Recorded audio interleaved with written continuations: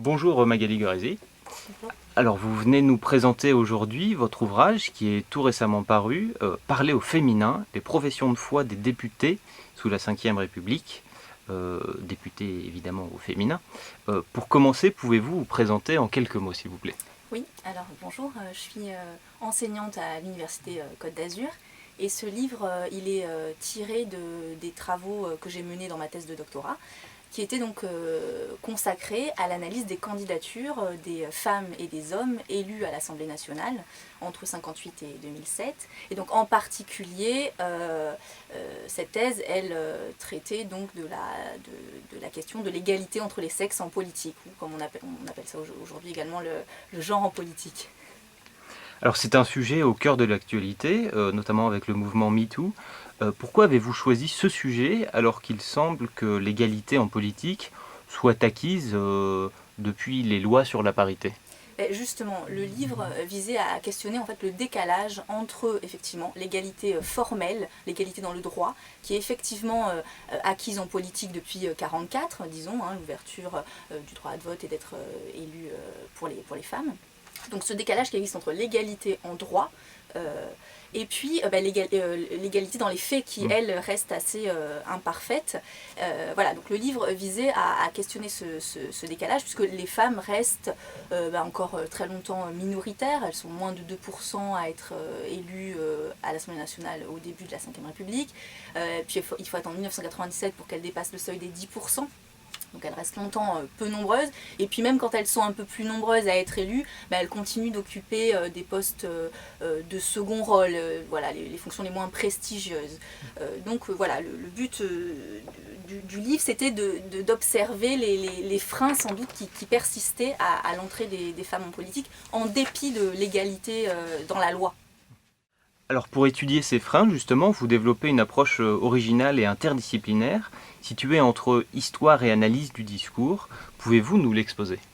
Oui, l'idée c'était de partir donc de l'hypothèse que ces freins étaient d'ordre symbolique, que ces freins étaient liés à des représentations qu'on avait encore de la place des hommes et des femmes en politique.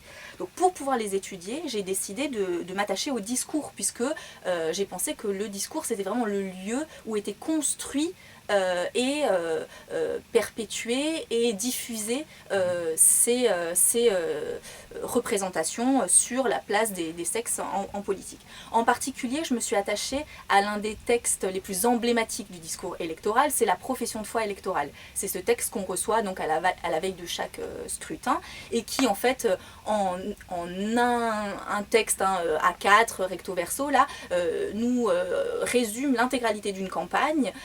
C'est là que les candidats se présentent une dernière fois et résument en gros toutes les valeurs qui les animent, tous les engagements qu'ils prennent auprès des électeurs et des électrices. Hein, voilà. Donc je me suis dit que c'était un bel observatoire pour réussir à cerner un petit peu les candidatures différentes des hommes et des femmes éventuellement en politique. Alors si la démarche est originale, c'est aussi et surtout qu'elle a recours aux méthodes du numérique pour analyser les discours.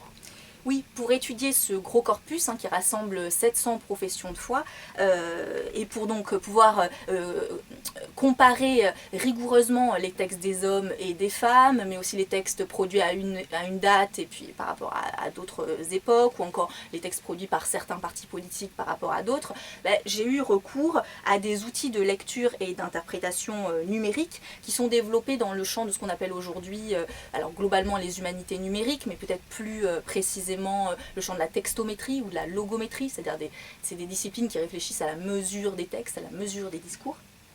Et donc concrètement, j'ai soumis ce gros corpus à des outils de traitement statistique qui permettent des classifications de textes, mais qui permettent aussi plus simplement de relever les mots-clés d'un candidat, d'une candidate, mais voilà, les phrases préférées, les enchaînements syntaxiques aussi favoris, aussi les codes grammaticaux surutilisés par les uns ou par les autres, mais aussi les réseaux de mots éventuellement.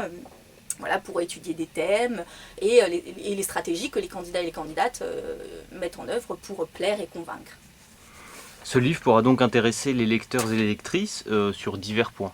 Voilà, tout à fait. Le livre pourra intéresser les lecteurs et lectrices férus d'histoire politique, d'abord, puisque le livre apporte des analyses actualisées sur la place des femmes en politique.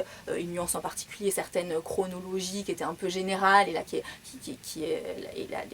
les résultats sont tirés davantage si vous voulez, des pratiques réelles de ces femmes élues. Voilà, donc il revient aussi sur certaines idées reçues qu'on a pu avoir sur les femmes en politique. Et puis par ailleurs, donc, ce livre développe aussi des réflexions sur les nouvelles manières de lire le texte politique à l'heure du numérique.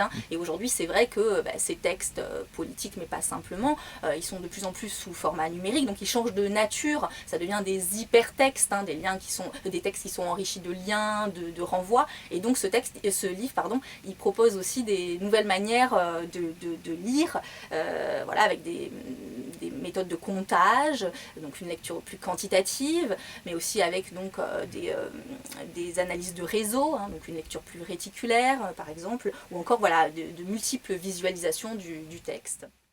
Voilà, donc ce livre, il vise aussi à proposer en fait des nouvelles méthodes de lecture du texte pour les historiens, pour les chercheurs en général en sciences humaines et sociales, mais aussi pour le citoyen. Voilà, de nouvelles manières de regarder le texte pour nourrir les interprétations socio-historiques.